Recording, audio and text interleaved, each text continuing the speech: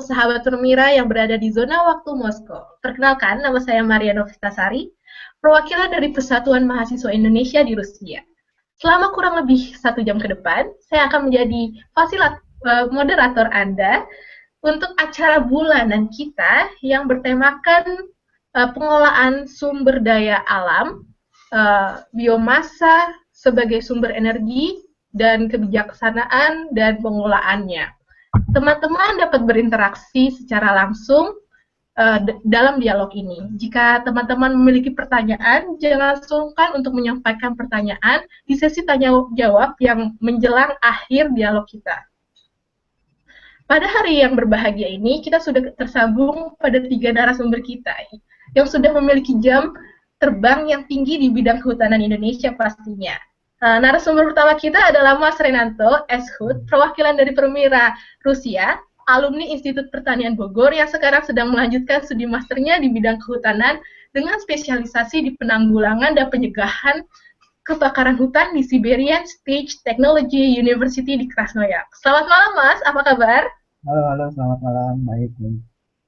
Ya, dan narasumber kedua kita adalah Mas Yance Arizona, perwakilan dari PPI Spanyol, mahasiswa program master di Onati International Institute of Social of Law, University of Basque Country.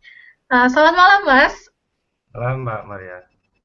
Ya, beliau adalah dosen ilmu hukum di Presiden University dan penanggung jawab Direktur Eksekutif Episteme Institute. Beliau adalah pakar permasalahan konflik dan penguasaan hutan dan kebijaksanaan tenurial. Nah, narasumber kita yang terakhir ini adalah Mas Raja, tapi beliau akan juga ikut dalam dialog kita. Tapi sayang sekali sekarang lagi ada masalah teknikal yang memungkinkan beliau terlambat untuk bergabung dalam dialog kita pada hari ini. Narasumber ketiga ini adalah Mas Irendra Rajawali, perwakilan dari PPI Jerman, penggiat sosial ekologi yang sangat aktif dengan program pemetaan hutan di desa-desa terpencil. Ya, jadi tanpa panjang kata lagi, mari kita buka saja dialog kita pada hari ini. Seperti yang sudah kita ketahui, hutan Indonesia merupakan rumah bukan hanya untuk bermacam-macam flora dan fauna, namun sumber kehidupan bagi masyarakat adat. Tahun ke tahun, masyarakat adat semakin memperhatikan haknya. Semakin memperhatikan haknya karena haknya sudah tidak diakui lagi atau perampasan haknya oleh orang-orang yang tidak bertanggung jawab.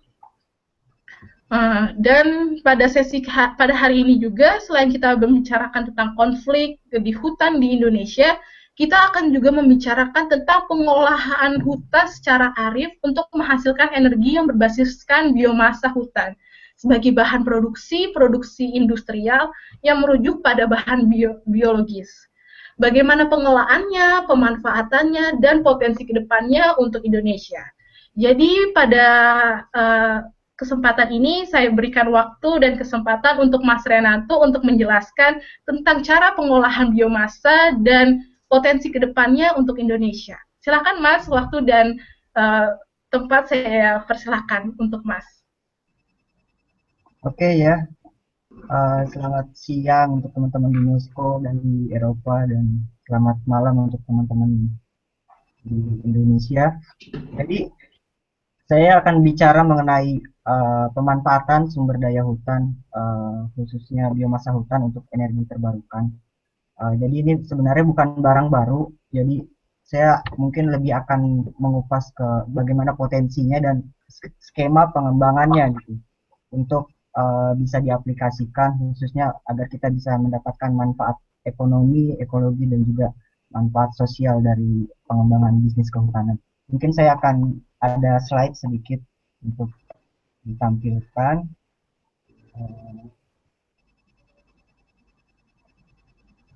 Kelihatan ya? Masih belum, Mas. Belum? Oh, sekarang sudah kelihatan. Kelihatan ya? Kebaca ya kan tulisannya? Iya, kebaca, Mas. Oke. Sedikit overview aja untuk masalah hutan di Indonesia. Ini data dari statistik kehutanan dari Kementerian Kehutanan. Areal berhutan di Indonesia itu ada sekitar 98 juta hektar, sekitar 52%, dan areal tidak berhutan sekitar 89 juta hektar. Di antara areal tidak berhutan ini ada sekitar 27 hektar lahan kritis sebenarnya yang bisa dimanfaatkan gitu. Kalau bisa kita akses, apalagi atau masyarakat bisa akses untuk mengolahnya sebagai hutan rakyat atau hutan kemasyarakatan tergantung dari status kawasannya, status tanah tersebut gitu. Oke. Berikutnya sumber daya hutan sama dengan energi terbarukan. Jadi ini bukan barang baru, udah banyak penelitian-penelitiannya di Indonesia maupun di Eropa. Kalau di Indonesia mungkin kita beberapa tahun lalu mendengar yang biji jarak, nyamplung. Cuma memang untuk aplikasi skala besarnya itu masih masih jarang. Jadi masih sebatas di penelitian saja. Possible, tapi untuk dikembangkan secara besar, visible, layak atau tidak itu masih masih belum belum ada gitu.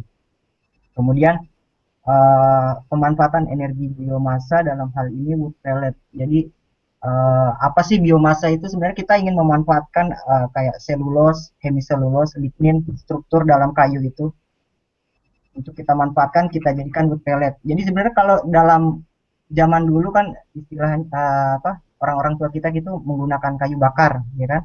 Kayu bakar untuk masak.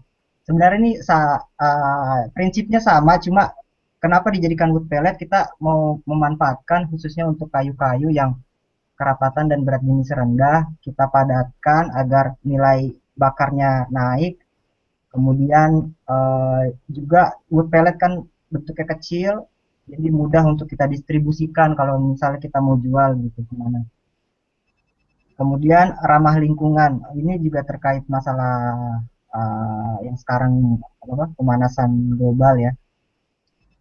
Keuntungannya kita pakai wood pellet khususnya untuk produksi energi, misal untuk listrik. Uh, yang pertama, beberapa orang bilang ini zero balance, apa carbon balance, zero carbon. Cuma ada beberapa orang yang memikirkan ya nggak benar-benar zero gitu, karena waktu pada kita panen, kita transportasi ini bahan baku kan di situ juga ada keluar emisi dari ininya, misalnya dari mesin angkut, mobil angkut, truk pengangkutnya gitu. Jadi sebagai bahan bakar dia ya zero balance, cuma dibandingkan dengan batu bara tentu ini lebih dengan fossil fuel tentu lebih ramah lingkungan, terutama karena dari biomasa hutan ini kandungan sulfurnya rendah, gitu. Kandungan sulfurnya rendah seperti itu. Kemudian ini saya coba cari data dari Jepang. Jadi di Jepang untuk sumber energi terbarukannya ini untuk biomass power dia baurannya itu 42% di sana. Dan juga seperti kalau di negara-negara kayak Swedia, Finlandia, kemudian Jerman, Austria itu udah bukan barang baru lagi, di sana udah bisa diaplikasikan khususnya untuk skala-skala kecil, untuk restoran, untuk hotel, ataupun untuk apa sih namanya istilah perumahan-perumahan gitu yang skala sampai 300 orang gitu, itu udah diaplikasikan.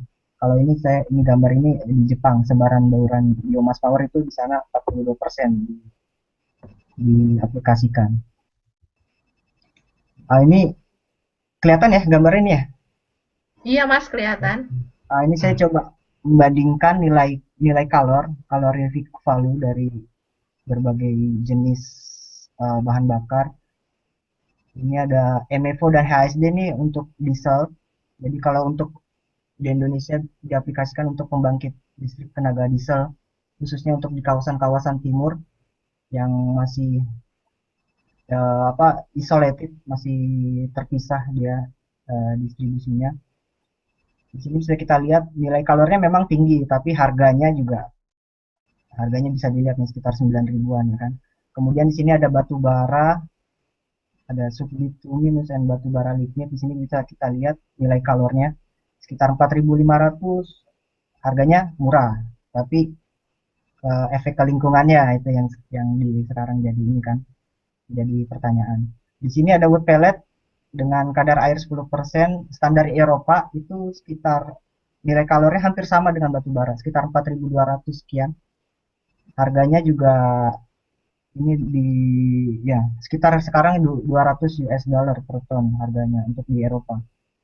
Dan di sini saya ada jenis-jenis dari Indonesia, akasia, gamal, kaliandra, punya nilai kalori yang juga cukup tinggi, hampir sama dengan batu bara. Maksudnya ini bisa potensi untuk kita kembangkan gitu, untuk kita kembangkan. Harga harga juga ini masih bisa bisa diatur gitu, ditweak istilahnya.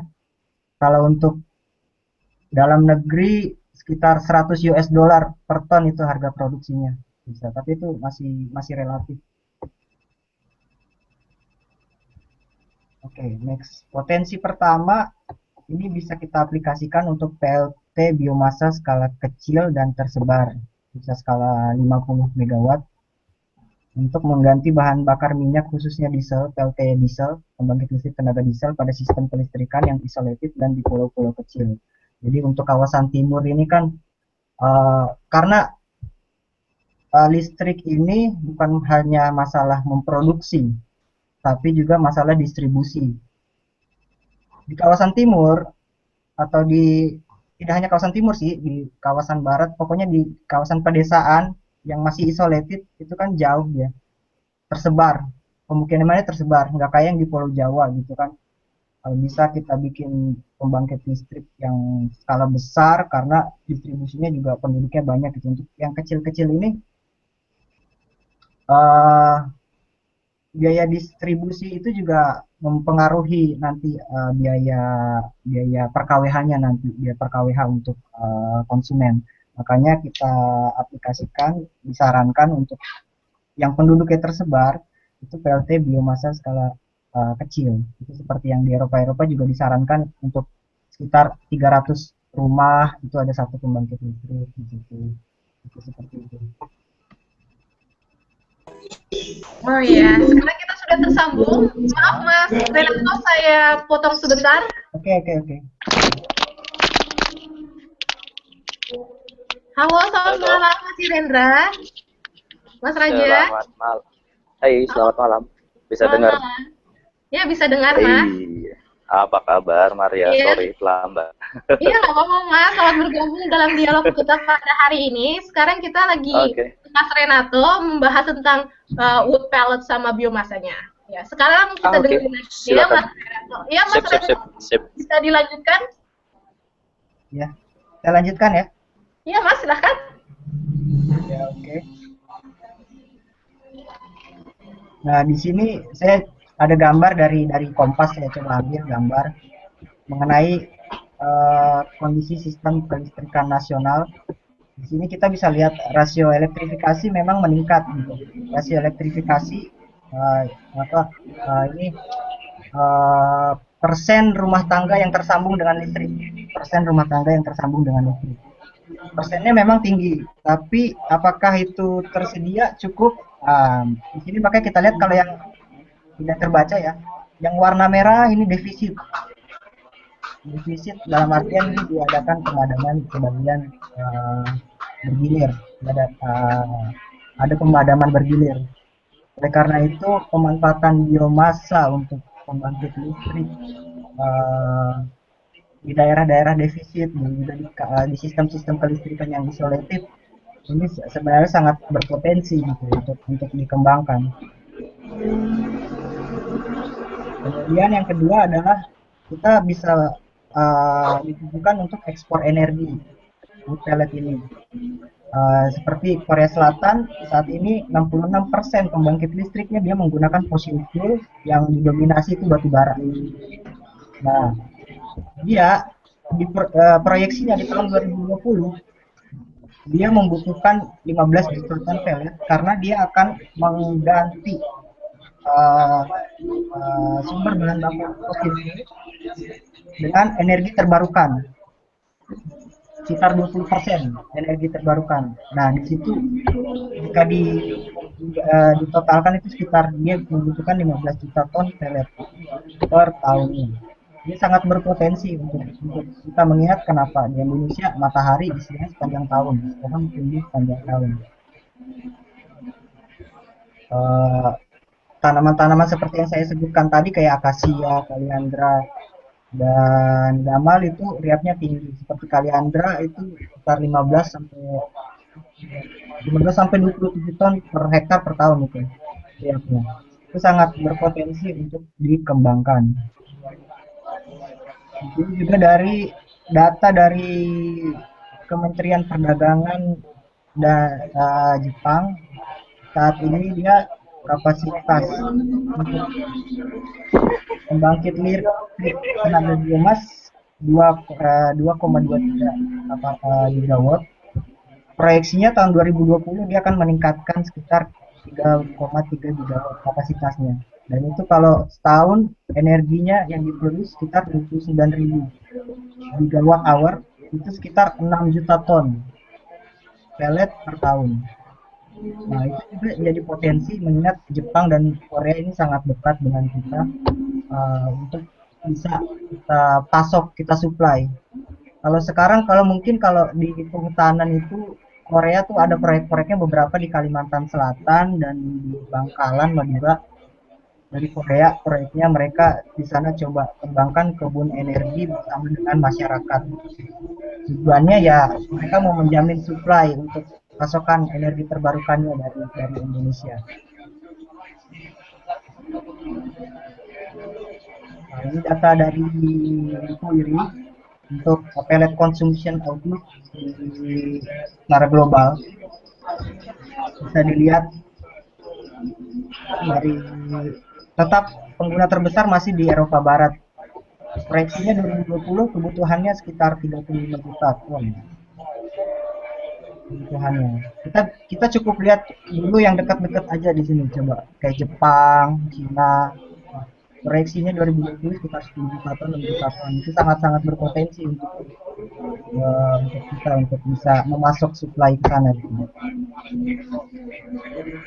Nah, ini terakhir skema pengembangannya ini yang sangat penting. Kenapa? Karena apakah mau dikembangkan secara besar hutan tanaman industri dengan kapital modal yang besar, atau bisa kita kembangkan manfaatkan dengan hutan rakyat bersama dengan koperasi, atau kita bentuk kebun energi.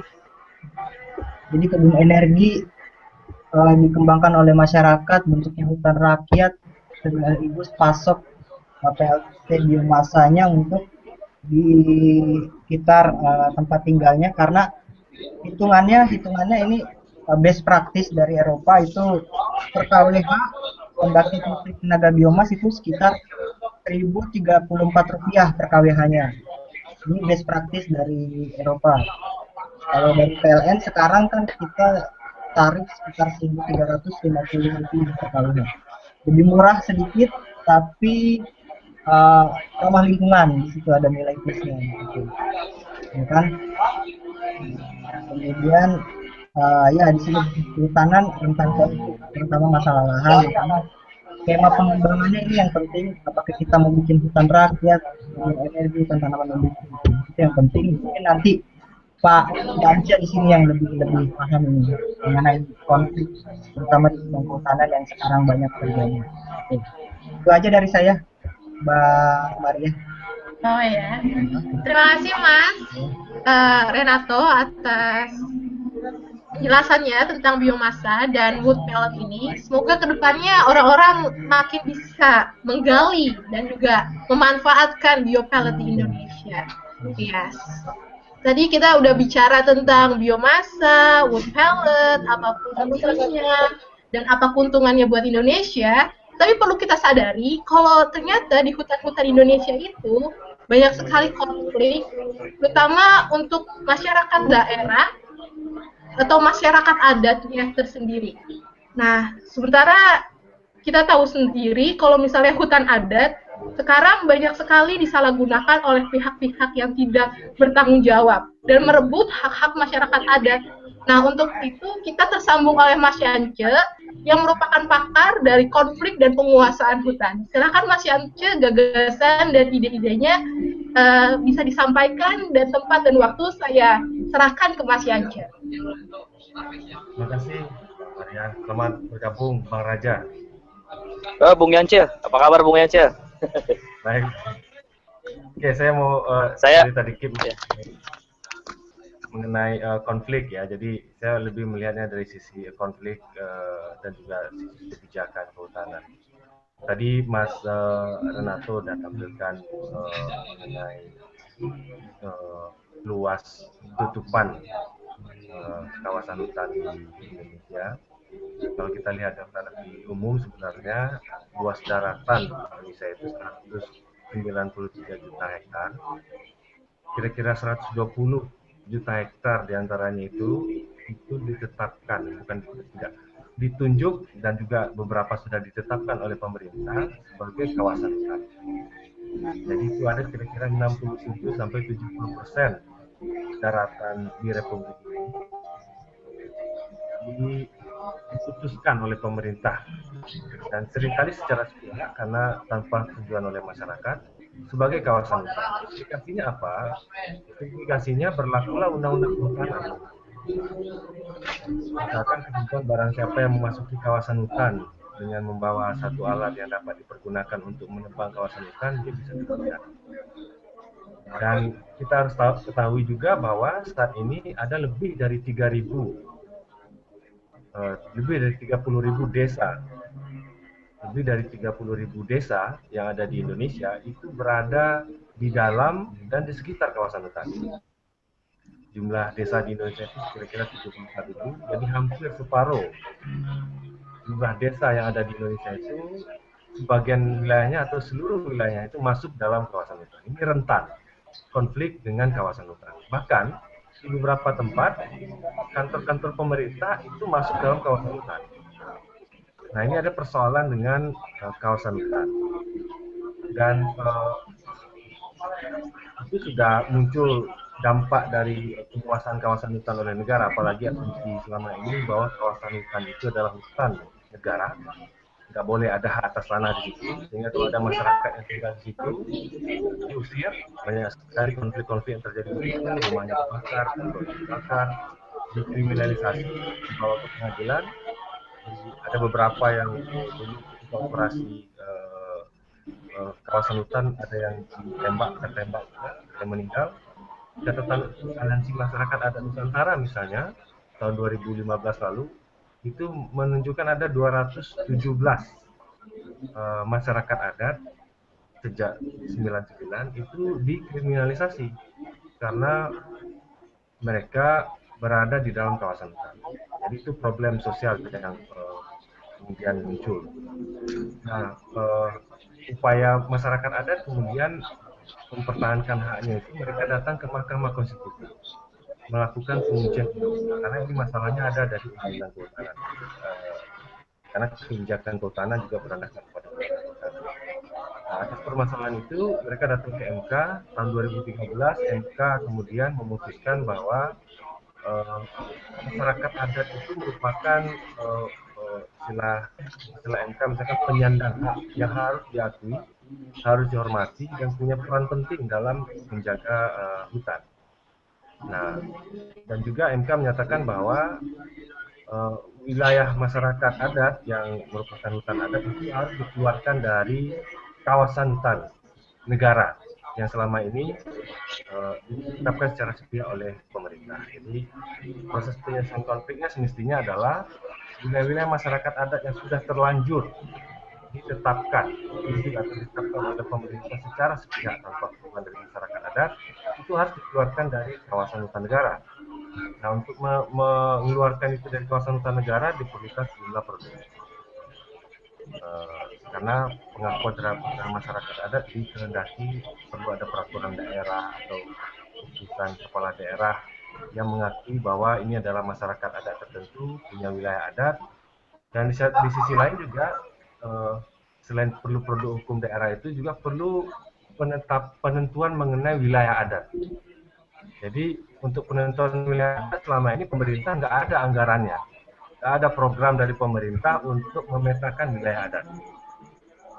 Ada itu baik itu yang di dalam kawasan hutan maupun di luar kawasan hutan tidak ada anggaran pemerintah yang mendaftarkan wilayah adat. Nah, karena ketiadaan itu kemudian banyak muncul inisiatif dari masyarakat untuk melakukan pemetaan partisipatif tersebut. sebelum pemerintah ya, pemerintah nggak peduli untuk memetakan wilayah masyarakat adat itu sendiri yang melakukan pemetaan wilayah adat mereka secara partisipatif. Mereka berkumpul, kemudian datang kepada titik-titik tertentu dalam wilayah adat mereka, menentukan koordinat, kemudian mentransformasinya ke dalam peta. Dan itu yang sudah dilakukan dalam 15 tahun terakhir, dan hasil pemetaan itu sudah ada 7 juta hektar yang sudah dikumpulkan. Dan Bang Raja mungkin juga bisa cerita bagaimana misalkan nanti pemetaan wilayah adat kita. Nah, itu kira-kira masalahnya. Dan kalau menyambung dari Mas Renato tadi, memang biomasa wood pellet itu bisa jadi salah satu alternatif penting.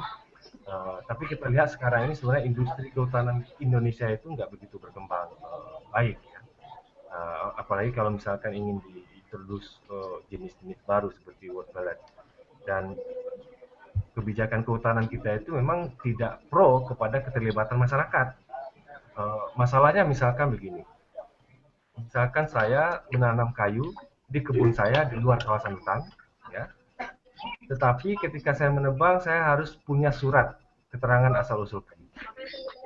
Jadi nggak ada urusannya dengan kawasan hutan sebenarnya, tapi saya harus punya surat keterangan asal usul kayu. Kalau saya tidak punya itu, saya bisa punya masalah. Jadi itu ya, apa namanya? Kalau di Jepang enak, jadi Jepang itu Mas Renato mungkin bisa cerita, hutan itu ya dikuasai oleh masyarakat yang terlibat aktif dalam upaya industri kehutanan. Jadi tidak di hutan negara, hutan di masyarakat pun bisa langsung terhubung dengan jejaring ekonomi dan industri kehutanan. Nah, itu kira-kira pengantar dari saya, Mbak Maria. Kita bisa diskusikan lebih. Oh iya, terima kasih Mas Yance atas tentang informasi-informasinya tentang konflik-konflik dan juga apa yang sebenarnya terjadi di Indonesia, dan ternyata banyak juga kayak pemetaan-pemetaan yang kurang didanai atau kurang difasilitasi oleh negara yang membuat jadi pemetaannya itu gak jelas yang mana hutan adat, yang mana bisa masyarakat adat bisa pakai.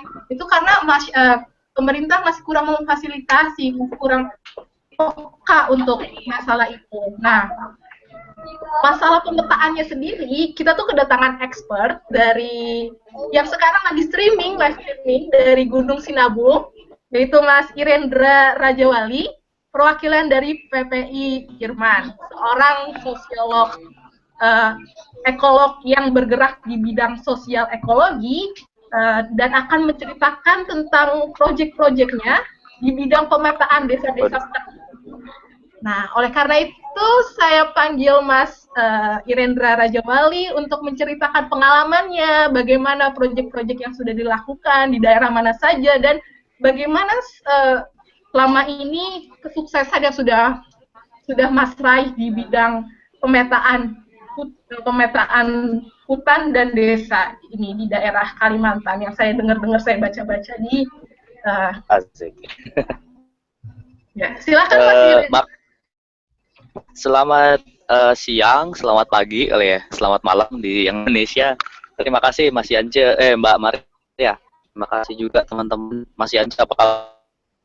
Terus kemudian saya mengikuti, maaf terlambat karena saya lagi pinggir gunung Dita untuk memetak gunung gitu ya.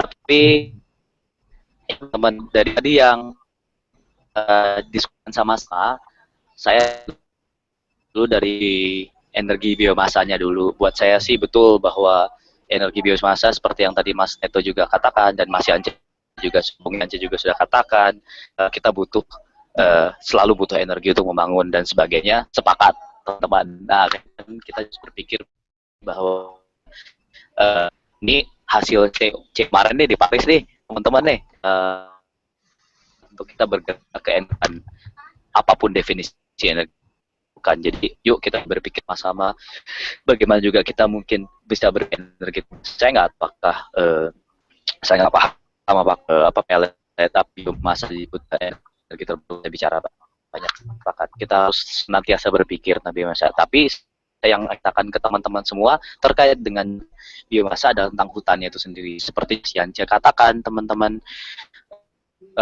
konflik adat dan konflik keruh melihatnya dari sisi absennya keterlibatan, bahkan bukan cuma partisipasi tapi keterlibatan absennya kedaulatan masyarakat dalam penataan ruang.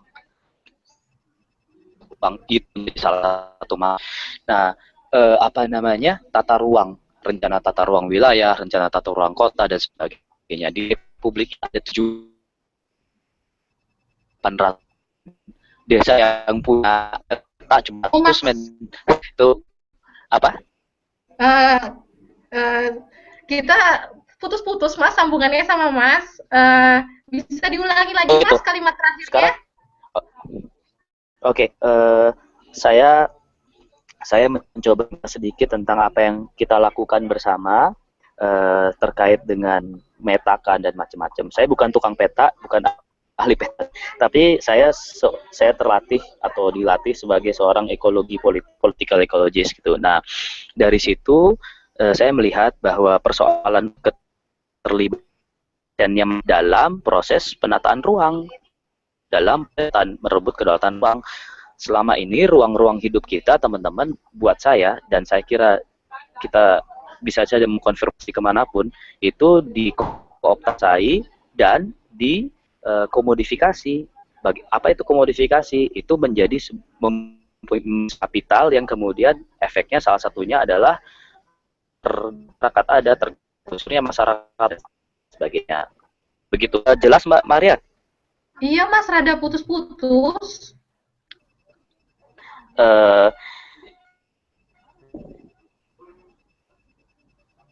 Halo Mas. Sekarang? Ya, sekarang. Ntar lo, saya cari tempat dulu ya. Iya Mas. Sekarang oke? Ya sekarang oke banget Mas. Lebih jelas. Gitu. Oke deh, saya duduk sini deh. Jadi gini Mas, saya udah lebih jelas ya sekarang ya? Iya, jelas banget Mas. Iya. Oke, maaf, saya percepat lagi. Jadi saya menyambung Mas Yance dan Mas Neto tadi tentang energi terbarukan sepakat, tapi persoalan kemudian salah satu persoalan dasarnya buat saya adalah kedaulatan rakyat, kedaulatan masyarakat terhadap ruang. Ruang itu ruang hidup. Nah, penguasaan terhadap ruang hidup itu terejawantah lewat peta. Selama ini coba Mbak Maria, kita coba akses cari peta tata ruang, berantakan abis nggak karuan gitu. Jadi terjadilah konflik-konflik terhadap wilayah adat, Mas Yance ahlinya, dan konflik-konflik lain terhadap bukan masyarakat non adat juga, masyarakat lokal dan sebagainya, desa-desa. Mesuji Lampung dihajar ini kita. Nah, kenapa seperti itu? Karena terjadi komodifikasi ruang. Ruang itu menjadi komoditas, ruang itu diperjualbelikan.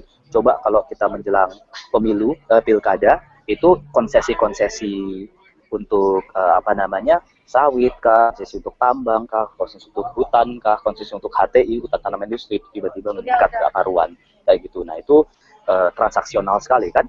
Nah, ruang hidup masyarakat, ruang hidup kita itu menjadi sebuah transaksi gitu. Itu persoalan utama. Nah,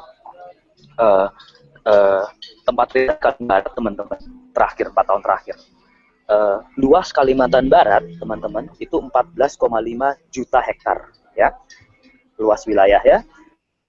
Luas konsesi, teman-teman, luas konsesi sawit, perkebunan, sawit, tambang, hutan tanaman industri, akasia dan sebagainya, dan luas konsesi untuk perhutanan, kayu, logging, itu 19,5 juta hektar. Jadi luas daripada luas Kalimantan Barat yang sebenarnya. Pusing nggak sih? Kan kayak gitu. Nah, ada persoalan dengan penguasaan terhadap ruang, teman-teman. Nah, caranya jelas? Masih jelas atau? Jelas Mas, jelas banget. Oke. Jadi luas Kalimantan Barat itu 14,5 juta hektar. Luas konsesi yang diberikan kepada perusahaan 19,5 juta hektar. Jadi kita mau hidup di mana gitu? Itu baru Kalimantan Barat doang, men, gitu. Kira-kira begitu. Nah, selama saya riset di Kalimantan Barat, saya mencari tentang data ruang, data keruangan. Susah banget. Sementara riset saya mengkonfirmasi bahwa masyarakat penjara, berantem, bunuh-bunuhan, bahkan konflik konflik horizontal kayak gitu. Nah, persoalannya di mana? Akar persoalan salah satunya adalah di komodifikasi ruang, proses penataan ruang, proses mengatur ruang yang tidak melibatkan masyarakat, termasuk hutan kan yang Mas sudah sebutkan.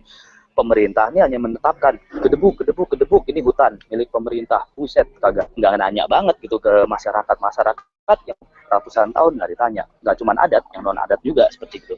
Nah, yang saya lakukan adalah ketika saya tidak berhasil mendapatkan itu ruang peta, saya mencoba memetakan sendiri dong, seperti yang Mas Yacin katakan, inisiatif pemetaan partisipatif di Republik ini sudah berjalan 20 tahun, aman. Ngomong-ngomong, saya sekarang bersama Aman mendukung menjadi salah satu penasihatnya untuk pemetaan partisipatif wilayah adat gitu. Percepatan wilayah adat di Republik ini, klaimnya Aman adalah 40 juta hektar, banyak banget tuh kayak gitu. Nah, udah gitu saya juga sama Walhi dan kawan-kawan. Nah, pemetaan kan. Nah, ketika kita nggak bisa mengakses peta, maka mempunyai data spasial. Data itu nggak cuma nominal dan tekstual, tapi spasial. Data spasial masyarakat nggak punya, makanya kemudian dihajar habis. Nah, tidak cukup beretorika teman-teman, tapi juga kita harus berargumen.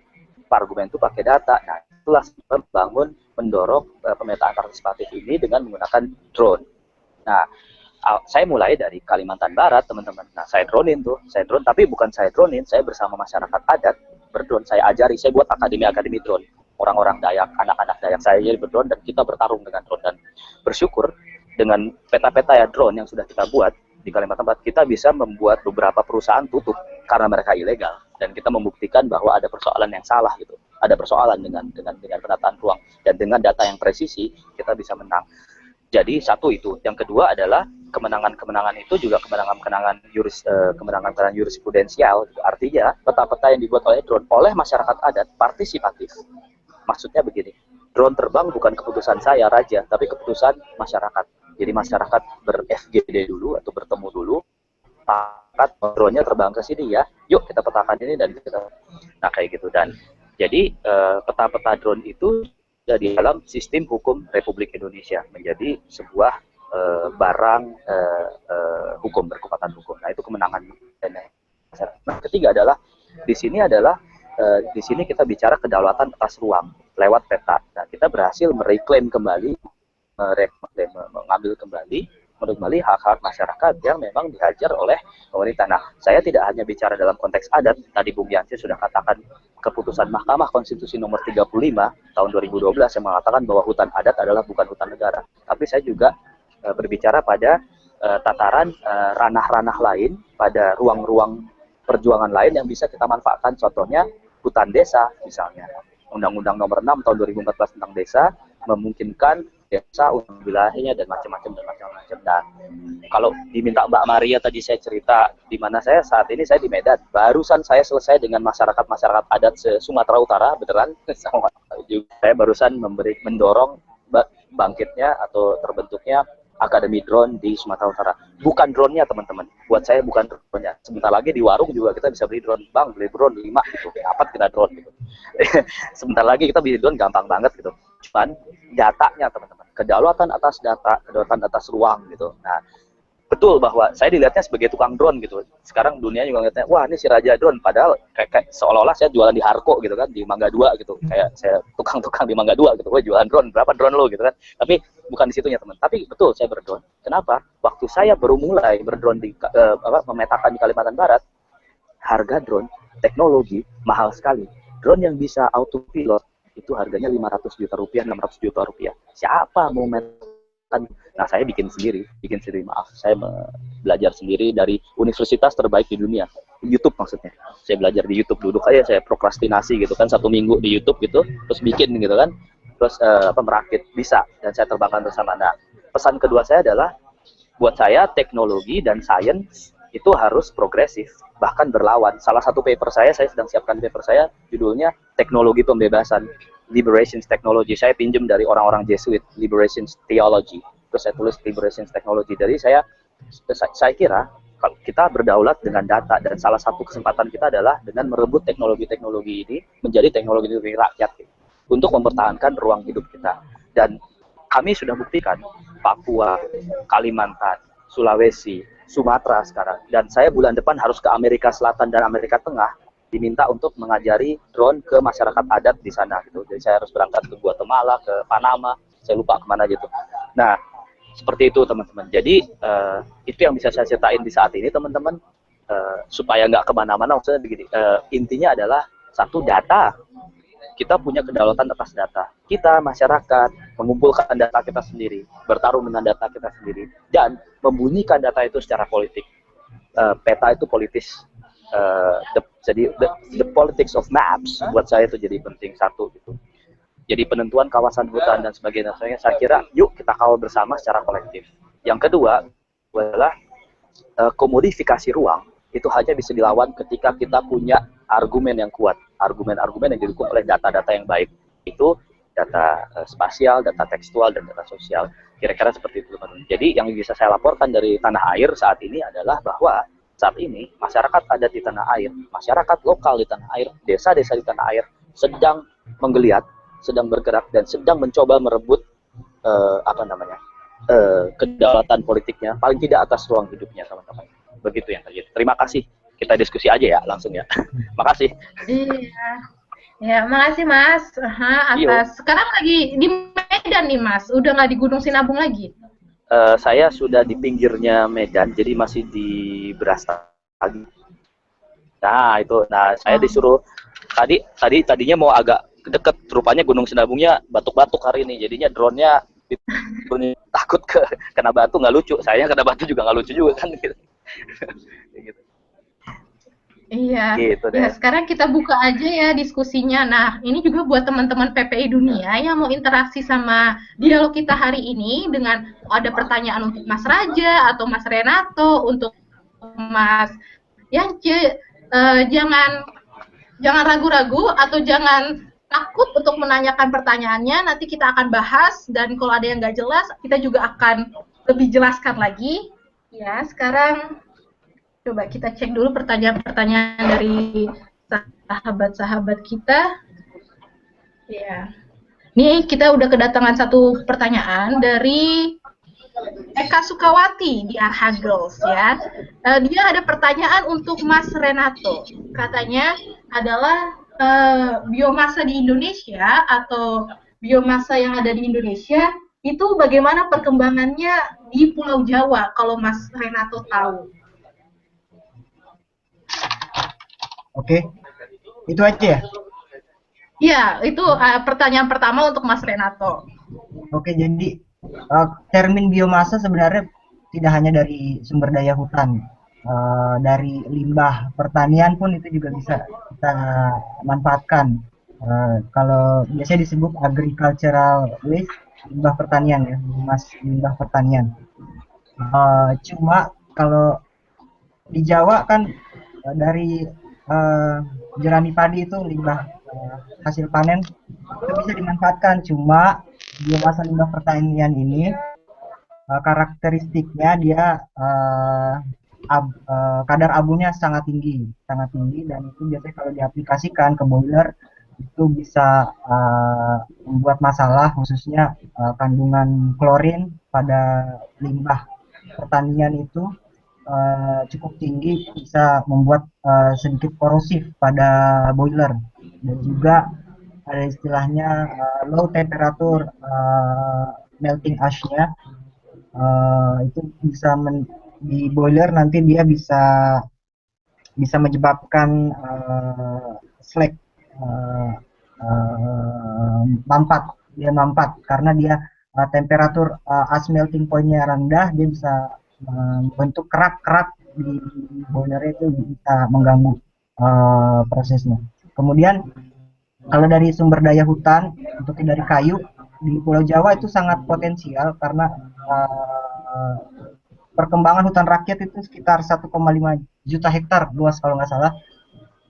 Data terakhir itu 1,5 juta hektar di Pulau Jawa, itu sangat potensial dari hutan rakyat. Dari statistik hutanan juga, itu bahan baku dari hutan rakyat untuk industri kehutanan di Indonesia itu sekitar, baurannya itu sekitar 11%, itu sekitar 7 juta kubik kayu disuplai dari hutan rakyat. Nah, ini sangat berpotensi kalau misalnya memang hutan tanaman industri yang selama ini dalam konsesi yang ada konflik lahan tidak clear gitu, ini bisa berpotensi untuk biomas untuk jadi wood pellet ini dikembangkan dengan sistem hutan rakyat bersama menjadi kebun energi bersama rakyat gitu, seperti itu. Oh ya, terima kasih Mas atas jawabannya. Semoga Eka di Arhanggel jelas dengan pertanyaannya dan sudah terjawab dengan dari Mas Renato. Ya, dan pertanyaan selanjutnya ini dari salah satu sahabat Permira yang tidak memberikan namanya. Ini pertanyaan untuk Mas Yance. Ini dia bertanya, Mas, apakah pembalakan hutan itu sama juga mengambil hak masyarakat adat? Silakan Mas Yance, bagaimana dengan pertanyaan ini? Pembalakan hutan itu sama saja merebut hak masyarakat adat atau tidak? Gini, di industri di kehutanan itu banyak juga remang-remang yang ilegal. Misalnya Mas aja dari drone aja itu udah bisa menutup beberapa perusahaan yang ilegal, dan itu cerminan di banyak tempat juga. Di beberapa waktu ini misalkan ilegalitas itu menunjukkan di dalam industri sawit dan juga nah pembalakan hutan secara ilegal banyak juga terjadi, dan ini biasanya terorganisir dan seringkali orang-orang di lapangan, masyarakat di pedesaan yang diajak terlibat untuk melakukan kegiatan itu. Dan meskipun sekarang kecenderungannya sudah mulai berkurang, kalau kita lihat mulai reformasi, karena ada desentralisasi, pemerintah daerah diberikan kewenangan untuk menerbitkan izin pemanfaatan kayu, IPK namanya. Jadi karena ada kewenangan pemerintah daerah untuk mengeluarkan IPK itu nggak terkontrol, nggak terkendali, kadang ada IPK itu untuk merangkau, untuk masuk untuk konservasi. Meskipun sekarang ini sudah mulai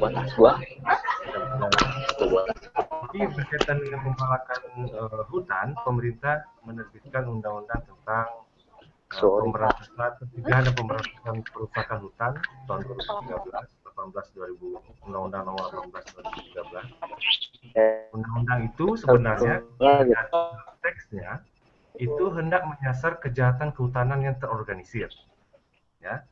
Pembalakan hutan yang terorganisir itu niatnya. Tapi kalau kita lihat di prakteknya, yang dikriminalisasi itu termasuk masyarakat yang tinggal di dalam kawasan hutan, yang sudah ada di situ bahkan sebelum Republik ini ada, gitu ya. Jadi mereka yang dianggap kemudian sebagai perusak hutan, padahal mereka sudah tinggal di situ. Sebenarnya intinya adalah adanya konflik kawasan hutan, tapi pemerintah menggunakan pendekatan represif untuk menghadapi itu. Harusnya kalau memang masyarakatnya sudah tinggal di situ, ya harus dibuat mekanisme untuk membuktikan bahwa mereka sudah tinggal di situ. Tidak sulit sebenarnya kalau pemerintah mau, misalkan dari sejarah pemukiman, sejarah kampung itu bisa ditemui, bisa diverifikasi. Termasuk misalkan pemukiman lama, kampung-kampung lama di masyarakat yang ada di dalam kawasan hutan, dari produk pertanian masyarakat yang ada di dalam kawasan hutan pun sebenarnya bisa diidentifikasi bahwa masyarakat sudah dalam periode. Jadi daripada melakukan pendekatan represif, seharusnya konflik-konflik itu pada dasarnya adalah konflik kepemilikan tanah, itu diselesaikan secara baik. Dan tentu juga pendekatan yang mesti dilakukan adalah bagaimana meningkatkan kemampuan masyarakat untuk mengelola kawasan itu. Jadi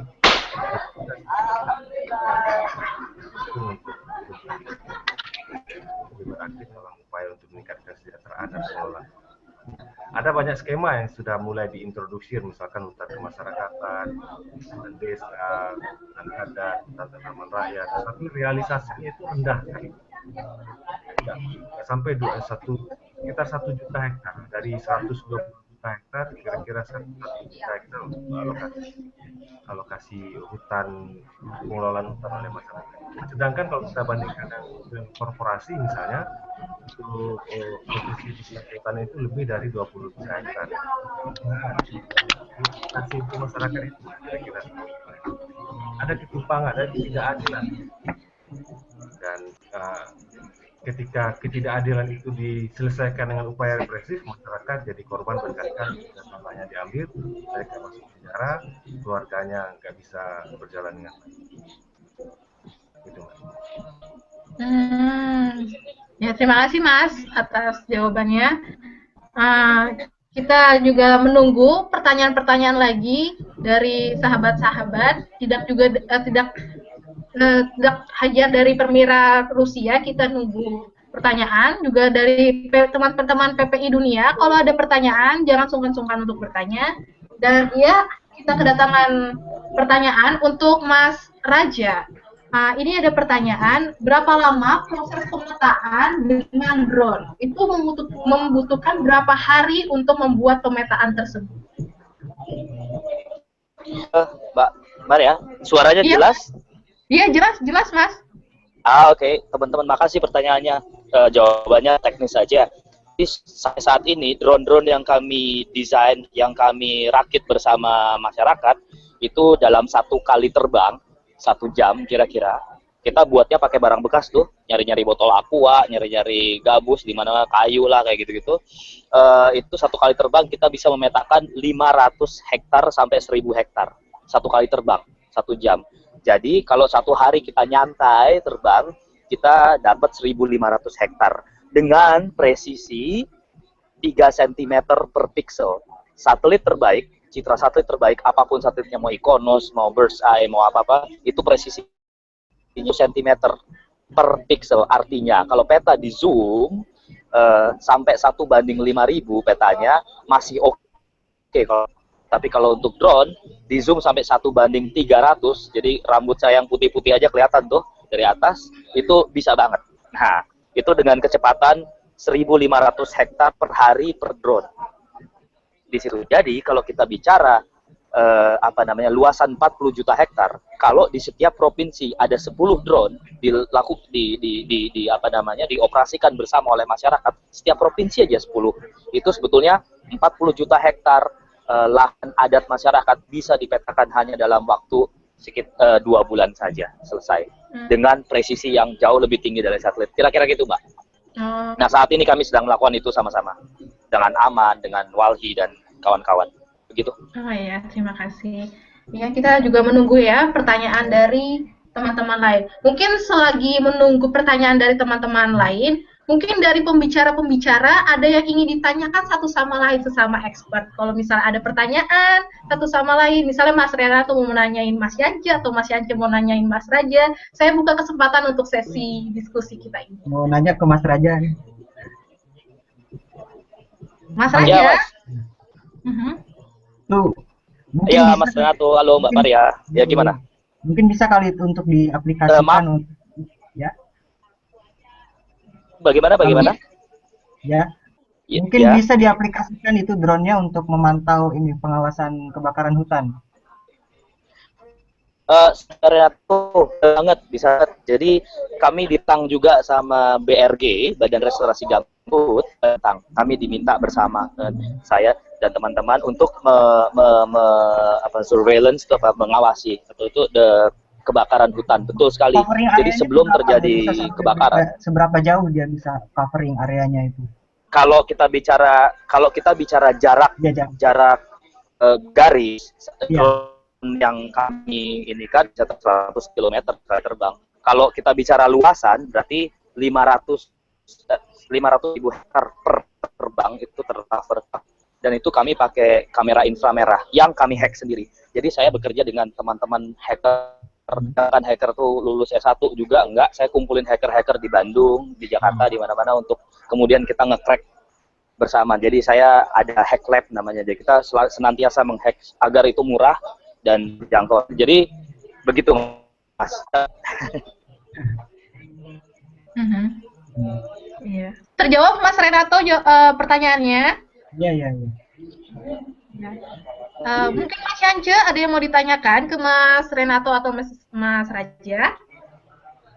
Belum ada pertanyaan. Saya mau ke Pak Yance nih, Pak Yance. Iya, silakan Mas, pertanyaannya ditanyakan langsung ke Mas Yance. Terkait yang tadi undang-undang kehutanan yang menguasai masalah apa illegal logging itu kan disasarkan kepada kejahatan yang terorganisir. Nah, untuk misalnya masyarakat adat ataupun masyarakat yang mau mengambil kayu di hutan untuk dikonsumsi pribadi, misal untuk kayu bakar atau apa gitu, apakah itu diatur, Pak, di undang-undang? Sebenarnya untuk apa namanya perusakan hutan termasuk yang kita kenal dengan illegal logging itu sudah ada undang-undangnya sendiri. Jadi dia undang-undang yang lebih spesifik daripada undang-undang kehutanan. Yaitu Undang-Undang Nomor 18 Tahun 2013 tentang pencegahan dan pemberantasan perusakan hutan. Nah, undang-undang ini juga dipersoalkan di Mahkamah Konstitusi oleh masyarakat karena dalam prakteknya dia dipergunakan untuk mengkriminalisasi masyarakat. Nah, pengecualian yang Mas Renato sampaikan tadi itu memang ada di dalam Undang-Undang Kehutanan itu. Misalkan tindak pidana kehutanan yang dia maksud di dalam undang-undang itu tidak diterapkan untuk masyarakat yang mempergunakan kayu untuk kebutuhan kehidupan sehari-hari. Jadi ada yang seperti itu. Tetapi memang dalam prakteknya itu tidak seperti itu. Jadi ada perbedaan antara teks di dalam undang-undang kehutanan dengan prakteknya di lapangan. Nah, itu problemnya dan seringkali masyarakat yang terkena dampak dari penerapan undang-undang itu. Iya. Bagaimana Mas Renato? Pertanyaan terjawab? Ya, terjawab. Cuma ingin ini aja, kalau di Rusia ini juga di dalam Lesnoy Codex, undang-undang kehutanannya Rusia juga itu diatur untuk masyarakat adat khususnya untuk penggunaan pribadi, misal untuk membangun rumah atau mengambil untuk kayu bakar itu sudah diatur dalam penggunaan oleh masyarakat adat di undang-undang kehutanannya Rusia. Ya, itu hampir sama dengan di kita di Indonesia. Dari sisi normal ya, dari sisi teks di undang-undangnya. Tapi dari sisi praktek yang tadi saya sampaikan, teman-teman misalkan setelah undang-undang itu disahkan, ada beberapa juga yang tetap dikriminalisasi karena mereka konflik penguasaan kawasan dengan instansi kehutanan. Jadi ya itu dia. Ada norma yang bagus, tetapi implementasi belum tentu baik di kita. Ada problem juga di penegakan hukum ya. Jadi termasuk misalkan soal kebakaran hutan, kita sama-sama tahu ya. Pemerintah juga tidak coba untuk melakukan pengawasan, tetapi sebenarnya belum memenuhi harapan masyarakat karena perusahaannya tahu, luas tempatnya tahu, perusahaannya tahu, tapi nggak semuanya diberikan sanksi yang tegas. Iya, yes. Sayang sekali kita tidak terhubung lagi dengan Mas Irendra Rajawali. Mungkin ada terjadi gangguan koneksi atau ada hal-hal teknis lainnya yang tidak mendukung untuk Mas Irendra bergabung dengan kita. Kita akan melanjutkan sesi tanya jawabnya mungkin nanti kalau misalnya ada Mas Irendra lagi. Soalnya, tapi saya pengen nanya ke dua narasumber kita ini tentang sebenarnya gimana sih biomasa itu bisa dimanfaatkan terutama untuk masyarakat adatnya. Menurut mas-mas kalian itu ada kemungkinan nggak untuk masyarakat adat untuk bisa menggunakan biomasa tersebut? Siapa dulu yang mau jawab? Mas Yance atau Mas Renato? Mas Renato pakarnya itu. Ya, silakan Mas Renato. Jadi untuk pengembangannya sebenarnya kita bicara dari awal kan bahan baku. Bahan bakunya didapatnya dari hutan. Nah, hutannya ini di mana? Apakah hutan negara atau di hutan hak? Kalau hutan hak bisa kita kembangkan hutan rakyat. Kalau di hutan negara bisa kita gunakan dengan kelompok tani di kawasan hutan negara dengan hutan kemasyarakatan. Intinya seperti kalau tadi menyambung dengan yang Mas Raja ya, ini masyarakat kan tanah sudah dipetakan kawasannya, kemudian masyarakat adat dapat akses. Nah, setelah dapat akses kan mau ngapain? Hutan juga kan ada fungsi ekonomi gitu, nggak hanya fungsi ekologi, fungsi sosial, udah dapat nih wilayahnya. Terus mau ngapain? Nah, ini saya coba salah satu dari banyak ya, coba dikembangkan sebagai kebun energi gitu. Masyarakat bisa dapat manfaat ekonominya gitu dari hutan. Dengan mau diproduksi untuk sebagai supply ke pembangkit listrik biomasa ataupun mau diekspor gitu aja. Dari saya seperti itu. Kalau dari sudut pandang Mas Yance sendiri gimana, Mas? Kalau biomasa itu termasuk juga dengan kayu bakar, selama ini ya masyarakat di perkampungan yang menggunakan itu kayu bakar yang dipakai, jadi gas kan nggak mudah diperoleh, kompor gas misalkan. Untuk konsumsi rumah tangga ya mereka masih gunakan kayu bakar sebagai sumber energi, dan itu yang selama ini dilakukan. Tapi itu masih kecenderungan untuk konsumsi.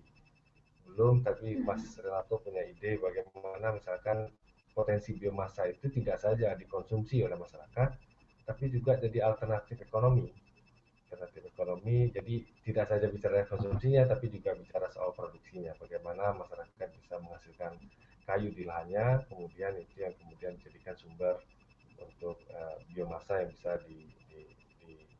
dijual keluar, misalkan itu yang di Mas Renato. Iya. Jadi selama ini masyarakat sudah konsumsi biomasa lewat kayu ya sudah seperti itu ya. Tapi kan mesti kita coba cermati bagaimana misalkan konversi dari minyak tanah ke gas itu berpengaruh terhadap penggunaan konsumsi biomasa di masyarakat misalkan, karena dulu kan lebih banyak penggunaan minyak tanah misalkan untuk mudah membakar kayu dan segala macam. Sekarang kan lebih sulit untuk memperoleh itu, karena semuanya program pemerintah untuk mengkonversinya menjadi gas, karena gas dianggap lebih murah. Saya nggak tahu itu persis, atau bisa jelaskan. Ya, terima kasih Mas Yance. Kayaknya sudah semakin jelas kita yang kayak orang awam yang misalnya nggak tahu konflik hutan itu apa, biomasa itu apa. Sekarang jadi kayak ada bayangan bagaimana ke depannya potensi negara kita untuk mengembangkan teknologi dari biomasa tersebut, dan juga konflik, kita bisa tahu konflik-konflik masyarakat, pemetaan, dan juga data yang bisa menjadi kekuatan politik untuk kita supaya hak-hak masyarakat tidak disalahgunakan oleh pihak-pihak tidak tertentu. Ya, saya rasa saya bakal tutup dialog kita pada hari ini. Saya mau ngucapin terima kasih banyak untuk narasumber kita, Mas Yance Arizona dan Mas Renato, sudah meluangkan waktu bersama kami semua di sini untuk share ilmunya, untuk juga memberikan gagasan-gagasan baru, informasi-informasi baru untuk teman-teman Permira dan juga teman-teman PPI Dunia. Saya juga berterima kasih kepada koordinator-koordinator yang sudah merencanakan acara diskusi ini, yaitu Mbak Sarah, Mas Ardi, semuanya yang sudah bersikeras atau sudah berjuang keras untuk acara ini. Dan sampai jumpa di dialog Permira bulan depan. Dan kalau misalnya mau menghubungi narasumber-narasumber ini, mungkin bisa lewat email. Kalau misalnya ada yang malu-malu, kalau nanya online, mungkin bisa itu. Nanti Mas Yance, Mas Renato bisa kasih emailnya dan kita pajang di Facebook Permira kalau ada teman-teman yang mau menanyakan. Soalnya tema ini sangat menarik sekali. Bukan buat anak-anak kehutanan atau yang belajar hukum, tapi buat orang-orang awam yang peduli sama lingkungan. Ya, terima kasih banyak semuanya dan semuanya, dan terima kasih banyak semuanya. Saya kehabisan kata-kata, nggak tahu lagi mau ngomong apa. Pokoknya good luck terus dan semangat terus. Ya. Terima kasih.